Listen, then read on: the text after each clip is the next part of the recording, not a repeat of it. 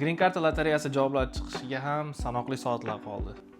Bugun sizlar bilan birgalikda Green Card javoblarini kompyuter orqali tekshirishni ko'rib chiqamiz. Buning uchun biz dvprogram.state.go saytiga kirib olamiz. Xo'p.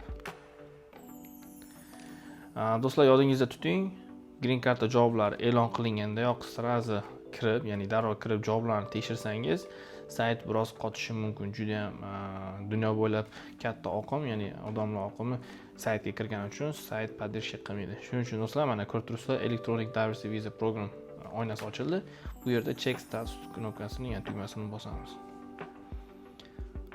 Bu yerda ko'rishimiz mumkin enter enrollment information, ya'ni o'tgan yil biz Green Card anketasini to'ldirganmiz va anketa oxirida bizga confirmation number beradi, ya'ni confirmation number. Bu yerga o'sha confirmation numberimizni kiritamiz. Misol uchun 2025 bilan boshlanadi deylik. O'sha bizga kerakli nomerlarni bu yerga kiritamiz. Ikkinchi oyna ichida last, ya'ni family name. Bu yerga misol uchun familiyamiz. Ikkinchi oynada last family name, ya'ni last name yoki family name degan. Bu yerga familiyamizni kiritamiz. Uchinchi oynaga tug'ilgan yilimizni kiritamiz. To'rtinchi oyna esa bu bizga ko'rinib turgan kodni kiritamiz. Misol uchun CNBRC4 submit. Submit tugmachasini bosamiz. Agar sizga mana shunday javob chiqqan bo'lsa, ya'ni you have been randomly selected. Tabriklayman, siz Green Card sohibi bo'ldingiz. Yokida sizga mana shunday javob ham chiqishi mumkin. Ya'ni has not been selected.